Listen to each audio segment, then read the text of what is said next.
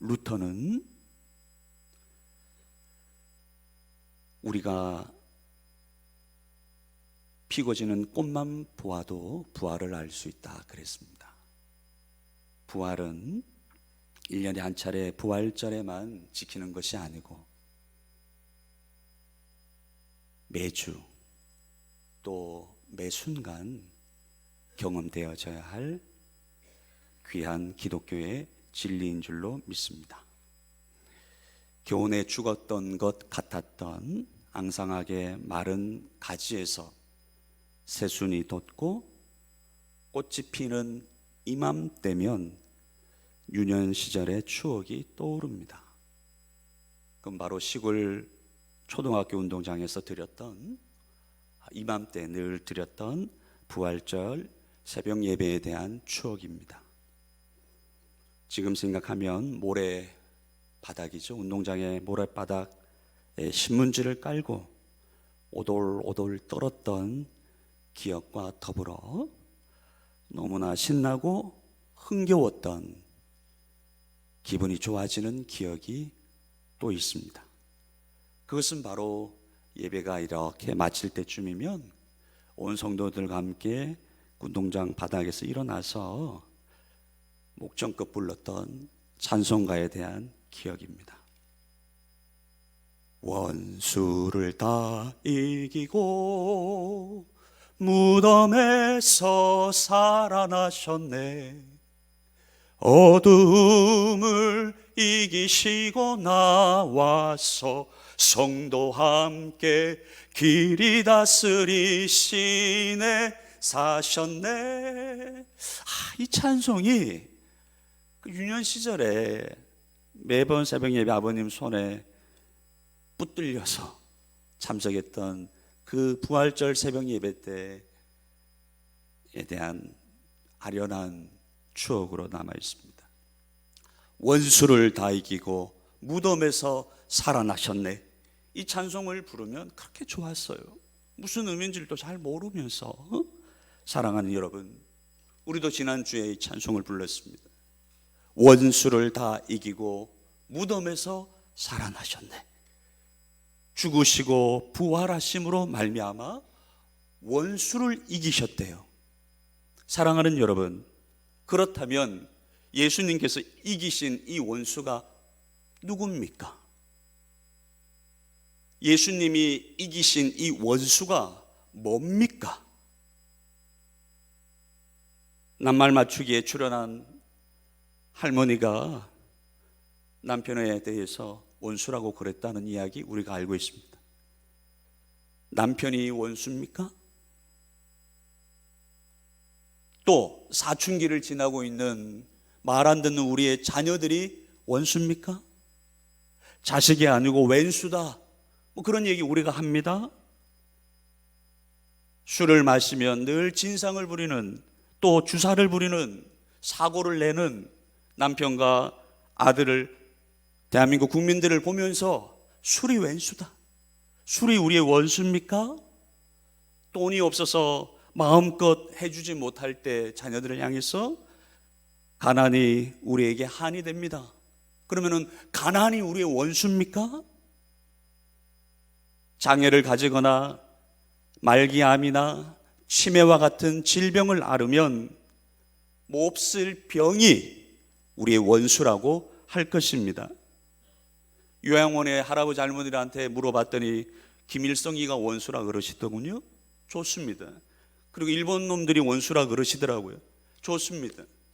사랑하는 여러분, 예수님께서 원수를 다 이기시고 부활하셨다고 하는데 우리의 원수는 도대체 누굴까요? 무엇이 우리의 원수일까요? 아까 우리가 예를 들었습니다. 속썩이는 남편이 원수입니다. 자식놈이 원수입니다. 가난이 원수입니다. 병이 원수입니다. 어떤 나라, 어떤 사람이 우리의 원수입니다라고 합니다. 그렇다면 왜 우리 남편들은 우리를 그렇게 힘들게 한 것일까요? 왜 우리의 자식들은 우리의 마음을 그렇게 박박 긁어놓는 것일까요? 왜 우리는 가난해져야만 하는 걸까요? 왜 우리는 치매와 암과 같은 그런 질병을 두려워해야 하는 걸까요? 왜 우리는 일본 사람들을 그렇게 미워하고 그들은 왜 우리에게 그렇게 큰 아픔을 줬던 것일까요? 사랑하는 여러분, 콧물이 나고 기침이 나고 열이 나면 우리는 압니다. 이런 증상이 우리에게 나타나면 열이 나고 콧물이 나고, 네, 설교에 집중하셔야 됩니다. 열이 나고 콧물이 나고 기침이 나고 그런 증상이 우리에게 있으면 우리들은 압니다. 뭘 압니까? 아, 내가 감기에 걸렸구나. 지금 내 몸속에 감기라고 하는 바이러스 질병이 내 속에서 역사하고 있구나. 그래서 내가 지금 콧물이 나는 거야. 그래서 내가 기침을 하는 거야. 그래서 가래가 나는 거야. 그래서 열이 나는 거야. 우리가 알 수 있지요? 콧물이 나고 기침이 나고 열이 나고 가래가 나는 것은 감기라고 하는 병에 지금 걸려 있다는 증상인 것입니다. 남편들이 왜 우리를 그렇게 힘들게 했을까요? 자식들이 왜 우리의 마음을 그렇게 아프게 할까요? 왜 가난이 우리에게 찾아왔을까요? 왜 자연재해가 이 지구에 찾아왔을까요? 왜 우리는 이웃 나라들하고 늘 그렇게 다투어야만 하는 것일까요? 우리는 왜 암과 치매와 이 질병을 두려워해야 하는 것일까요? 사랑하는 여러분, 그것들은 증상이에요. 개인의 일탈, 이웃과의 갈등, 우리가 겪고 있는 악과 고난이라고 하는 모든 것들은 증상에 지나지 않는다 이거죠. 그것이 우리의 원수가 아니라 이거죠. 그것은 하나의 증상인데, 무슨 병에 걸려 있다, 무슨 병균이 우리 속에서 역사하고 지구 속에서 역사하고 있기 때문에 우리가 개인적으로, 사회적으로, 국가적으로, 전 지구적으로 겪고 있는 악과 고난이라고 하는 증상들을 우리가 지금 겪고 있는데, 그런 악과 고난이라고 하는 증상들을 우리에게 일으키는 원인이 있으니 그 원인이 바로 죽음이라는 것입니다. 우리의 남편들이 왜 우리를 그렇게 아프게 했다고요? 자녀들은 왜 우리의 속을 그렇게 썩였다고요? 왜 이웃들은, 왜 가난이, 왜 질병이 우리의 삶을 이렇게 고달프게, 슬프게, 아프게 만든다고요? 그것은 죽음이라고 하는 질병에 우리의 남편이, 우리의 자녀가, 우리 나라가, 일본 사람들이, 이 전 지구가 걸려 있기 때문에 그런 것입니다. 죽음에 걸려 있기 때문에 죽음의 증상들이 우리 남편에게서, 우리 자녀에게서, 우리 안에서, 이웃과의 갈등, 신체 속에서, 나라와 나라와의 사이에서 우리가 악과 고난이라고 하는 것들로 겪고 있는 것입니다. 죽음이라고 하는 질병에 우리들이 걸려 있기 때문에 그러한 증상들을 우리가 겪고 있는 것입니다. 사랑하는 여러분, 그러므로 우리의 원수는 남편이 아닙니다. 자식 새끼가 우리의 원수가 아니고, 가난이 우리의 원수가 아니고, 몹쓸 병이 우리의 원수가 아니에요. 일본 사람들이 우리의 원수가 아니에요. 진보와 보수가 서로가 우리의 원수가 아니에요.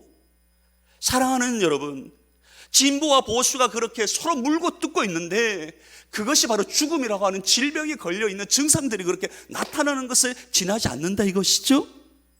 그러므로 우리의 원수는 죽음인 것입니다. 죽음의 증상들이 사람들 속에서 드러나는 거예요. 그 속에서 우리가 고난과 악이라고 하는 것들을 겪고 있는 것이지요. 그러므로 참된 구원이라고 하는 것은 죽음으로부터의 구원이 되어야 되는 것이죠. 사랑하는 여러분, 그러면은 이 모든 우리가 겪는 고난과 악이라고 하는 개인적이든 이웃이든 가족이든 국가 간에 겪는 고난과 악이라고 하는 이런 갈등과 일탈, 악과 고난은 어디에서 시작이 되었을까요? 이런 죽음은 어디에서 시작이 되었을까요? 우리가 한번 찾아봅시다. 자막에 있습니다. 로마서 5장 12절입니다. 우리 다 같이 읽어봅시다. 시작. 그러므로 한 사람으로 말미암아 죄가 세상에 들어오고 죄로 말미암아 사망이 들어왔나니 이와 같이 모든 사람이 죄를 지었으므로 사망이 모든 사람에게 이르렀느니라. 아멘. 사랑하는 여러분, 성경은 인간의 모든 고난과 악의 원인인 죽음이 한 사람 아담으로부터 이 땅에 들어왔다는 거예요. 죄로 말미암아 사망이 이 땅에 지구에 들어왔다는 거예요. 여보세요, 들어가도 될까요? 그렇게 들어온 것이 아니고 여름에 홍수가 나서 흙탕물이 댐에 가득 차고 견디다 못해 그 댐이 터져서 흙탕물이 터진 댐을 흘러가면서 밑에 있는 모든 것들을 쑥대밭으로 만들어 버리듯이 죄가 한 사람으로 말미암아 죄가 세상에 들어오고 할 때 들어왔다는 표현이 그 표현인 것입니다. 로마서 6장 23절을 우리가 읽어봅시다. 로마서 6장 23절이요. 시작. 죄의 삭은 사망이요. 네, 여기까지만. 죄의 삭은 사망이라고 성경이 우리에게 말씀하고 있습니다. 사랑하는 여러분, 하나님은 생명이십니다. 생명의 주인이십니다. 죄는 무엇일까요? 죄는 하나님 없음이라고 말씀드렸습니다. 하나님을 인정치 않음이라고 말씀드렸습니다. 세상 사람들, 여러분과 저도 마찬가지였고요. 다 우리는 하나님을 인정치 않았어요. 하나님이 있는 걸 싫어했어요. 그래서 하나님을 인정치 않고 하나님 없음, 하나님의 창조주 되심을 인정치 않음, 우리의 피조물 됨을 인정치 않음, 그것이 죄잖아요. 하나님이 싫은 거예요. 여러분, 세상 모든 사람들이 싫어하는 종족이 하나 있습니다. 일본 사람들이 싫어하는 사람이 있습니다. 한국 사람들이 싫어하는 사람이 있습니다. 중국 사람이, 미국 사람들이, 아프리카 사람들이 싫어하는 사람이 있으니 누군지 아세요? 크리스찬이에요. 크리스찬은 다 싫어해요. 전 세계인들이 크리스찬을 싫어합니다. 왜 그럴까요? 그들이 하나님과 관련된 사람들이기 때문에 싫은 거예요. 하나님이 없기를 바라는 것이 죄입니다. 하나님을 인정치 않는 것이 죄입니다. 그래서 하나님을 떠나고 싶은 거예요. 그래서 불신자들은 지난주 3부입니까? 2부입니까? 말씀드렸듯이 불신자들은 하나님이 싫은 거예요. 그래서 그토록 원하던 하나님 없는 곳으로 가기를 원하는 거예요. 그래서 지옥은 가고 싶은 사람이 가는 곳입니다. 하나님이 없는 곳을 가고 싶으니 지옥을 스스로 선택해서 가는 거예요. 그것이 죄입니다. 하나님이 생명이신데, 생명의 근원이신데 하나님으로부터 단절이 되고 하나님을 떠나기를 원했으니 찾아오는 것은 죽음이겠지요. 죽음의 증상들이 우리에게 발현이 되는 것이겠지요. 사랑하는 여러분, 죽음을 누가 이길 수 있습니까? 제가 한번 찾아보니까요, 죽지 않으려고 불로초를 비롯해서 수많은 좋은 약들을 먹었던 진시 황제를 우리들이 압니다. 춘추 전국시대에 중국에 수백 개의 나라가 있었습니다. 그 수백 개의 나라를 싸워서 이긴 사람이, 통일을 시킨 사람이 진시 황제지요. 진시 황제가요 49세에 죽었습니다. 더 이상 정복할 땅이 없다는 것 때문에 슬퍼했다고 하는 알렉산더 대왕은 33세에 죽었어요. 우리나라 역사상 가장 넓은 영토를 차지했던 광개토 대왕은 39세에 죽었습니다. 사랑하는 여러분, 영웅호걸이라고 하더라도, 물론 부처님도 80, 그분은 오래 사셨네요. 80 좀 넘어서 사시면서 돼지고기 잘못 드시고 설사로 죽었다는 것은 뭐 우리가 다 알고 있는 바입니다. 그 누구도 죽음을 이길 수는 없습니다.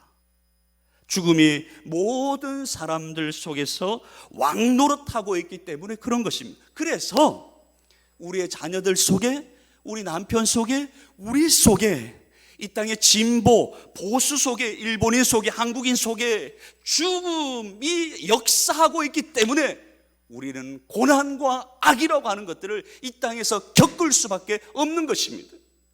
죽음이라고 하는 질병의 이 지구가 신음하고 있기 때문에 우리는 자연재해라고 하는 것들을 겪을 수밖에 없다 이것이죠. 죄로 말미암아 죽음이 이 땅에 들어왔는데, 그러면 죄와 죽음이 시작된 곳이 어딥니까? 한번 밝혀보자 이거지요. 창세기 3장 10절입니다. 창세기 3장 10절 다 같이요, 시작. 이르되 내가 동산에서 하나님의 소리를 듣고 벗었으므로 두려워하여 숨었나이다. 아멘.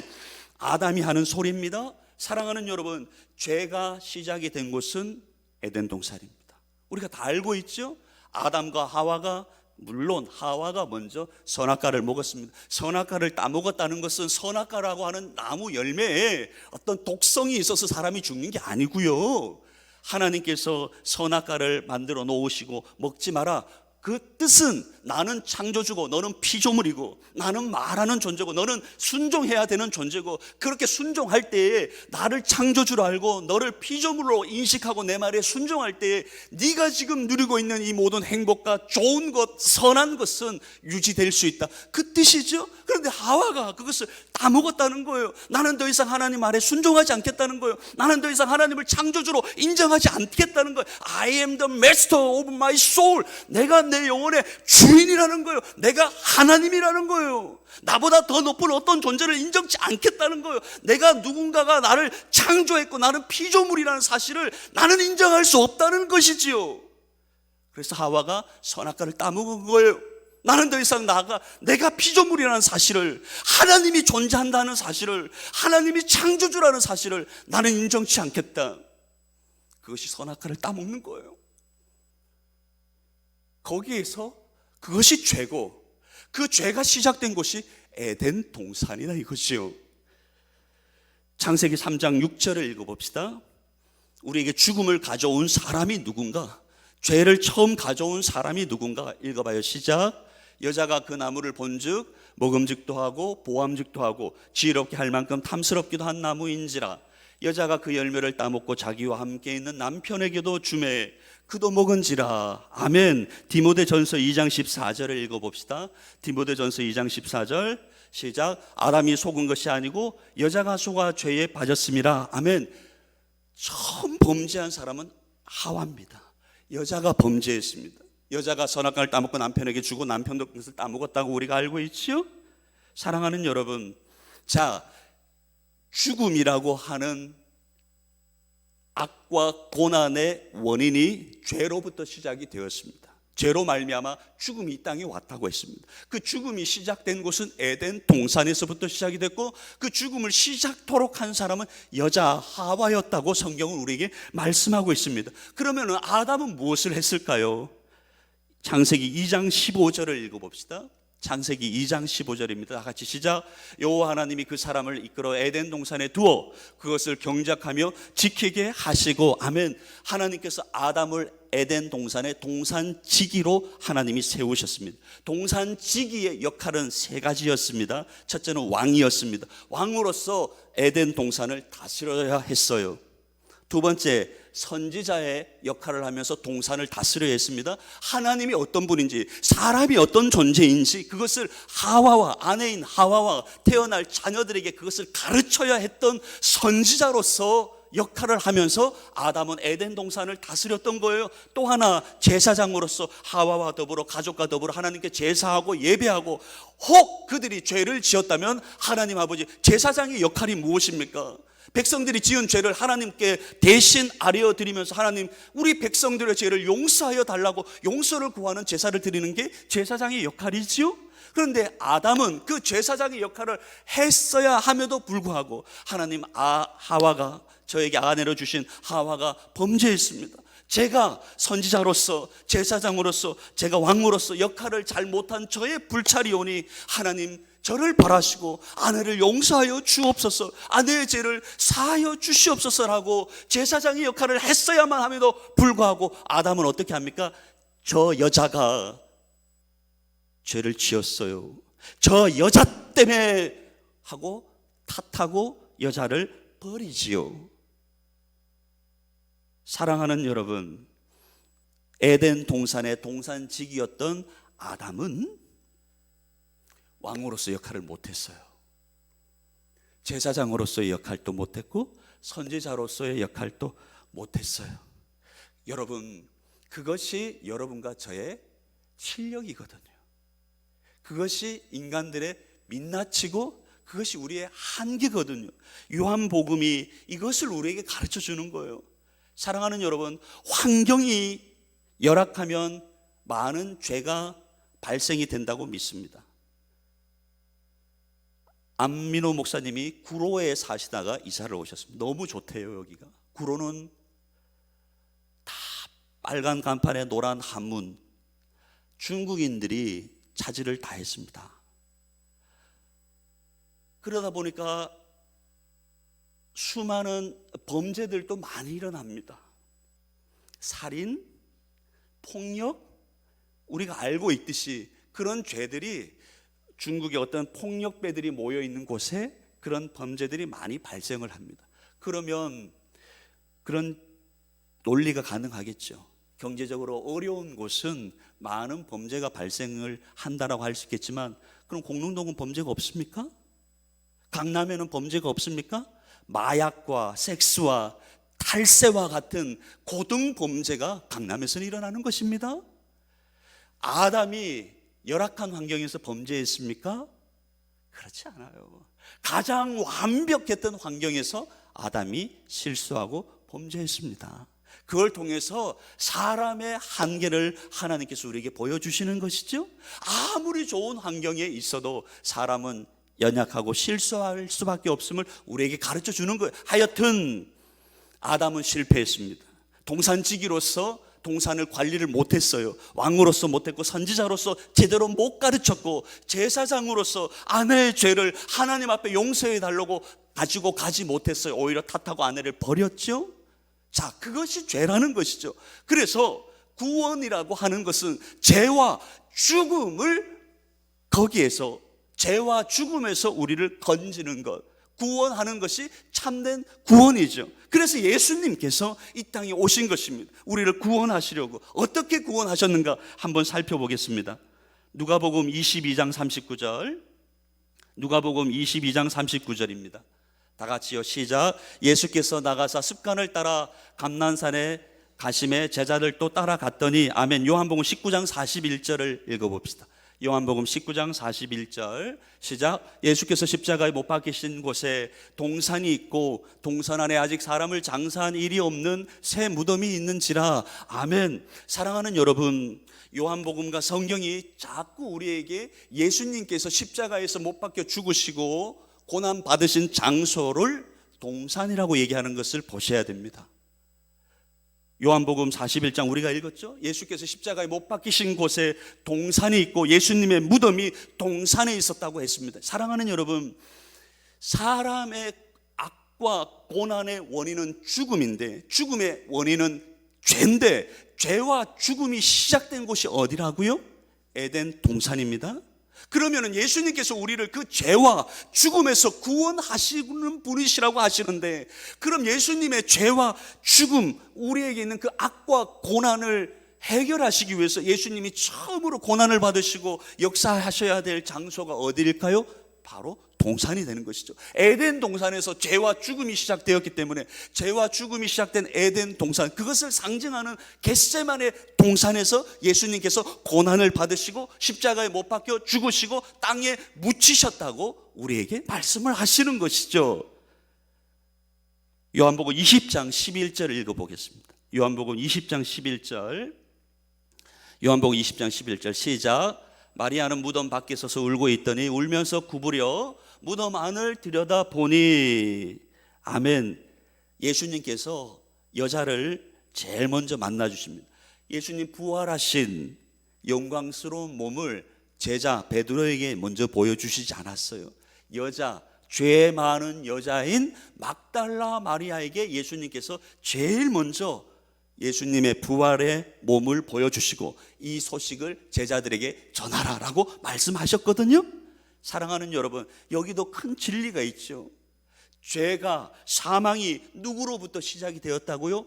여자로부터 시작이 되었습니다. 우리 예수님은 그 모든 죄와 죽음에서부터 우리를 구원하시는 분이에요. 그래서 죄와 죽음이 시작됐던 동산에서 예수님이 죽으셨고 거기서 부활하셨고 죽음을 가져왔던 여자를 통해서 예수님은 그 여자를 회복시키셔서 예수님이 부활하신 생명이심을 전하는 첫 번째 사람으로, 생명을 전하는, 부활을 전하는 사람으로 여자를 예수님께서 회복시키시는 것을 우리들이 볼 수 있는 거예요.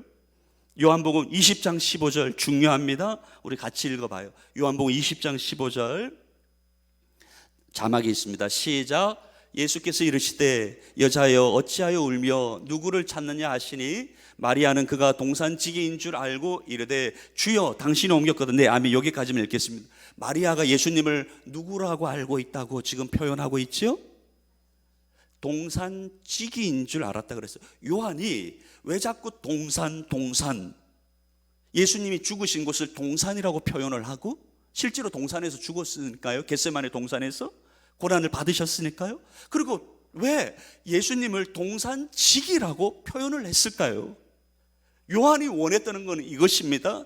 처음 사람인 아담은 겟세마네 동산에서 여자가 범죄함으로 말미암아 죄를 짓고 죽음이 이 땅에 왔는데 아담은 동산지기로서 사명을, 역할을 제대로 못했는데 예수님은 인간들이 저질러 놓은 그 모든 죄와 죽음의 저주를 회복하시기 위해서, 재창조하시기 위해서 그분이 동산에서 고난을 받으시고 죽으시고 죄를 이 땅에, 죽음을 이 땅에 가져온 여자를 회복시키셔서 부활과 생명을 전하는 자로 세우시고, 예수님은 동산지기로서, 왕으로서, 제사장으로서, 선지자로서의 사명을 완수하셔서 예수님은 대신 죽어주셨잖아요.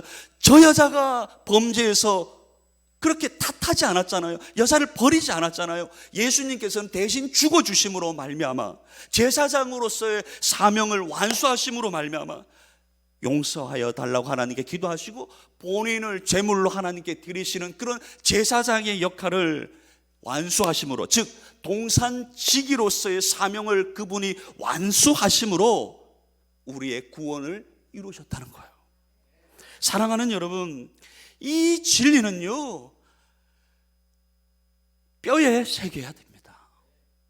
사람의 범죄로 말미암아 죄와 죽음이 이 땅에 찾아왔고 아담은 동산지기로서의 사명을 실패했는데 예수님이 이 땅에 오셔서 사람의 죄와 죽음이 시작된 동산에서 죄와 죽음을 짊어지시고 죽어주셨고 거기에서 부활하심으로 말미암아 동산지기의 사명을 예수님은 완수하심으로 말미암아 우리를 죄와 죽음에서 구원해 주셨다, 회복해 주셨다, 재창조해 주셨다라는 사실을 여러분이 믿으셔야만 합니다. 오늘 설교 제목이 Death of Death, In Death of Christ. 존 오웬이라고 하는 신학자가 지은 책 이름을 생략을 몇 가지 해서 여러분에게 말씀드렸습니다. Death of Death, 죽음의 죽음. 그 누구도 죽음 앞에서 자신만만했던 사람이 없습니다. 다 죽었습니다. 동서양을 막론하고 죽음 앞에 다 무릎을 꿇었습니다. 죽음이 꿇어 할 때에 죽음 앞에 무릎을 꿇지 않을 사람이 있나요? 그 죽음이 다스릴 때 우리 속에, 자녀들 속에, 이웃과의 관계 속에, 나라들 속에 우리가 말하는 악과 고난이라고 하는 증상들이 우리에게 발생이 되는 거예요. 예수님께서 십자가에서 죽으시고 부활하심으로 말미암아 죽음을 이기시고 죽음을 죽이신 것이죠. 원수를 다 이기고, 원수는 죽음인 것입니다. 예수님께서 죽음이라고 하는 원수를 이기시고 죽이셨습니다. 그분의 죽으심과 부활을 통해서. 그래서 Death of Death, 우리의 고난과 악의 원인이었던 죽음을 죽이셨다. 누가?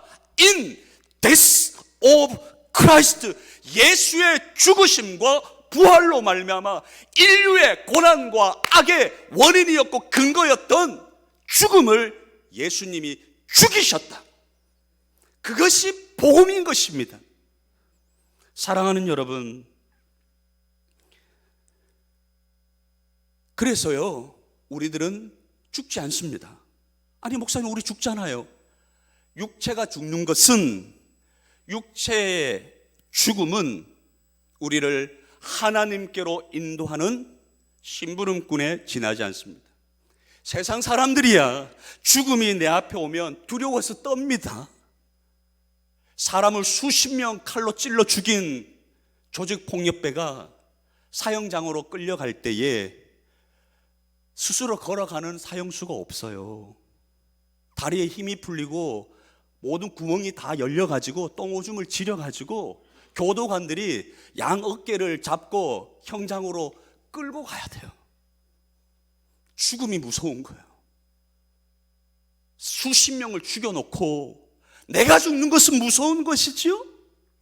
그러나 예수를 믿는 사람은 죽음이 나를 하나님께로 인도하는 심부름꾼에 지나지 않게 되는 것입니다. 사랑하는 여러분, 의사 선생님들은 말합니다. 사람이 공포스럽고 슬플 때 아드레날린이 분비가 된다고 합니다. 우리가 알고 있죠? 아드레날린이라고 하는 호르몬이 분비가 되면 그건 사람을 죽이는 거의 그런 호르몬이죠. 질병을 일으키고. 그러나 사람이 행복하고 기쁘면 어떤 호르몬? 엔돌핀이라고 하는 호르몬이 발생이 됩니다. 여러분, 사람 몸에 엔돌핀이 콸콸 쏟아질 때가 일생에 딱 한 번 있습니다. 언제인지 아세요? 결혼식? 아니에요. 사람 몸에서 엔돌핀이라고 하는 호르몬, 의사 선생님 얘기입니다. 엔돌핀이라고 하는 호르몬이 콸콸 쏟아질 정도로 많이 생산이 되고 배출이 될 때가 인생에 있어서 딱 한 번 있으니 죽을 때요. 하나님께서 예수를 믿은 사람들에게 죽음의 순간에 엔돌핀이라고 하는 하나님의 은혜를 한없이 부어주시는 거예요. 그래서 예수 믿는 사람들은 죽음이 두렵지 않은 거예요. 예수 믿는 사람 얼굴이 천사와 같이 죽는다는 이유가 그런 이유인 것입니다. 죽음의 순간에 그 두려움을 극복하라고 하나님께서 가장 많은 엔돌핀과 같은 그런 신체에서 좋은 영향력, 은혜라고 할 수 있겠죠. 그것을 부어주시는 거예요. 그래서 죽음도 두렵지 않게 하시는 거예요. 성경은 계시록 21장 8절 읽어봅시다. 사람이 두 번 죽는다고 얘기하고 있습니다. 시작. 그러나 두려워하는 자들과 믿지 않은 자들과 흉악한 자들과 살인자들과 음행하는 자들과 점술가들과 우상숭배자들과 거짓말하는 모든 자들은 불과 유황으로 타는 못에 던져지리니 지옥 간다 이거죠. 영혼이 죽어서 육체가 죽는 것뿐만 아니고 죽은 영혼이 어디를 간다? 지옥을 가는데 이것이 둘째 사망이라. 사람 두 번 죽는다는 것입니다. 육체가 죽는 것 한 번 죽는 것이고 죽은 영혼이 지옥 가는 것을 둘째 죽는 거라고. 죽는 것보다도 더 못하죠. 거기서는 죽지도 않으니까 죽음과 같은 상황 속에서 영혼이 사는 것을 지옥 간다고 하는 것인데 그것을 사망이라고 표현했어요. 두 번째 죽음, 둘째 사망. 예수 믿는 사람들은 지옥 가지 않습니다. 예수님이 death of death, in death of Christ, 예수 그리스도의 죽으심과 부활하심으로 말미암아 죽음을 예수님이 죽이셨기 때문에 우리는 지옥 가지 않아요. 두 번째 사망이 우리에게 해당되지 않는다 이것이죠. 첫 번째 사망, 육체가 죽는 것도 두렵지 않아요. 우리를 하나님께로 인도하는 심부름꾼에 지나지 않고 기쁨으로 감사함으로 하나님께로 갈 수 있도록 하나님께서 그렇게 해주십니다. 왜? 예수님께서 죽으심과 부활하심으로 말미암아 우리를 괴롭혔던 죽음을 죽이셨기 때문에 그런 것입니다. 사랑하는 여러분, 말씀을 맺습니다. 우리가 그러면은 그러한 은혜를 받은 자로서 우리는 어떻게 살아야 할까요? 의사 선생님들이 또 얘기합니다. 우리 사람의 몸은 수많은 세포로 구성이 되어 있는데 머리카락 세포, 손톱 세포, 피부 세포 다 세포잖아요. 세포의 수가 많게는 1경, 적게는 60조라고 어림짐작합니다. 세포는 평균 6개월을 삽니다. 여러분과 저의 몸은 6개월에 한 번씩 완전히 새로운 세포들로 구성이 되어지는, 리프레시 되는 그러한 존재라는 걸 아셔야 됩니다. 6개월 동안 세포들이 삽니다. 그리고 죽고는 또 새로운 세포가 살아나고. 그런데요, 우리 몸에는 6개월 살고 죽어야 되는데 죽지 않고 끝까지 살고자 하는 세포들이 있습니다. 중앙의 통제를 벗어나서 죽기를 거부하는 세포들이 있죠. 끝까지 살아남으려고 발악하는 세포들이 있습니다. 끝까지 자기 자아를 끊임없이 자기를 확장하는 세포가 있으니 그 세포의 이름을 암세포라고 하는 것입니다.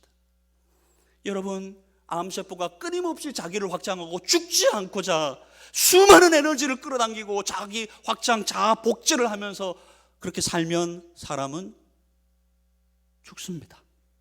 사람이 죽으면 안 죽으려고 발악했던 암세포도 죽습니다. 그러므로 자기 사랑은 허무한 것이죠. 그런데요, 생물학자들이 참 특이한 현상을 하나 발견했습니다. 우리의 몸은 세포로 구성이 되어 있고 그 세포들은 평균 6개월을 사는데 6개월 사는 세포들 중에는, 개 중에는 스스로 자살하는 세포들이 있다는 것을 발견했습니다. 6개월을 살 수 있는데 6개월을 다 살지 않는데요, 스스로 죽는데요. 세포는 단백질로 이루어져 있습니다. 단백질은 우리의 몸을 활동하게 하는 에너지원입니다. 스스로 자살하는 세포가 죽어서 그 단백질이라고 하는 에너지를 옆에 있는 세포들에게 주는 거예요. 그래서 세포를 생성하는 그런 기관들에게 에너지를 공급해 주는 거예요. 그래서 세포가 더욱 왕성하게, 활발하게 생성이 되고 살아가도록 해 줌으로써 우리의 몸을 건강하게 하는, 자살하는 세포들이 있다는 것이지요. 이것은 영적으로 이러한 의미입니다. 가정에 여러분, 남편분이 예수 안 믿고 술 드시고 개판으로 사시는 분 있지요? 그런 가정에 아내가 죽으면 그 가정은 살아요. 엄마 아빠가 예수 안 믿고 개차반으로 사는 가정이라고 하더라도 자녀 중에 한 명, 딸이든 아들이든 예수를 믿고 하나님을 만나고 하늘의 미랄처럼 죽어야지 하고 죽는 자녀 한 명이 있으면 그 부모가 개차반 같은 부모라 할지라도 그 가정은 삽니다. 교회도 마찬가지예요. 사랑이 있니 없니 뭐 그래도 그리스도의 사랑을 경험하고 그분의 죽으심과 부활을 믿는 믿음으로 사는 몇몇 성도가 죽으면 그 교회는 살아요. 나라도 마찬가지예요. 말씀을 진짜 뵙습니다. 사랑하는 여러분, 예수님이 우리의 모든 고난과 악, 우리와 우리 자녀 속에, 남편 속에, 나라와 민족과 이웃 나라 관계 속에 전 지구상에 존재하는 모든 고난과 악의 원인인 죽음과 죄를 그분의 죽으심과 부활하심으로 말미암아 거기서 우리를 해방해 주셨습니다. Death of death, in death of Christ, 예수의 죽음으로 우리를 고난과 악으로 힘몰아갔던 죽음이 죽은 것입니다. 지금 잠시 사망의 세력이 지배하는 죽음의 영들이 아직도 지배하고 있는 이 세상에 우리가 살고 있기 때문에 우리들 속에, 우리 자녀들 속에 그런 흔적이 아직 잔존하고 있기 때문에 죽음의 증상들을 우리들이 겪을 때, 질병과 가난과 일탈 이런 것들을 이웃과의 관계에서 겪을 때 우리들이 슬프고 아프고 때로는 절망스럽기도 하지만 예수님이 그 모든 죽음을 죽이셨다는 것을 기억하시기를 바랍니다. 죽음이 죽었기 때문에 그 죽음이 더 이상 나를 지배할 수 없다. 절대적으로 우리를 지배할 수 없는 것입니다. 잠시 휘둘릴 수 있지만 우리의 운명은, 내 자녀가, 우리 남편이 잠시 흔들릴 수 있지만 우리의 운명은 승리다. 우리의 운명은 이깁니다. Death of death. 죽음은 죽었다. In death of Christ. 예수의 죽으심과 부활하심 안에서 우리를 괴롭혔던 우리의 원수인 죽음은 죽었다. 그것을 고백하시고 우리의 운명은 승리다. 그것을 믿으시고 예수님이 죽어서 그런 역사를 일으켜 주셨듯이 가정 속에서, 학교 속에서, 교회 속에서 우리도 죽읍시다. 자살하자 이거죠. 실질적으로 자살하라는 게 아니고 한 알의 밀알이 땅에 떨어져 죽으면 열매를 맺는다 했잖아요.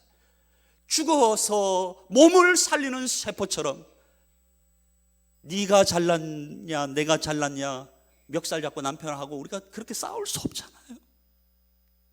다 살려고 하면 죽잖아요. 죽음을 이긴 우리, 그런 은혜를 받은 우리, 그런 은혜를 우리에게 주신 이유가 너희들도 죽으라고. 사랑하는 여러분, 참 신기해요. 우리가 그렇게 죽으면 혜택은 남편이 받을까요? 자녀들이 받을까요? 내가 죽으면 가정이 산다고 그랬는데 그럼 가정이 살아서 남편이 혜택을 받을까요? 자식들이 혜택을 받을까요? 그들도 혜택을 받겠지만 참 신기한 게 돌고 돌고 돌아 그 혜택이 누구에게 오죠? 나에게 와요. 그래서 신앙으로 희생한 엄마가 있으면 아버지가 개차만을 해가지고 자식들이 슬퍼했지만 죽어서 늘 눈물로 울고 희생한 엄마를 자식들이 기억하는 거예요. 효도하는 거예요. 그런 삶을 사는 여러분과 제가 되시기를 주님의 이름으로 축복합니다.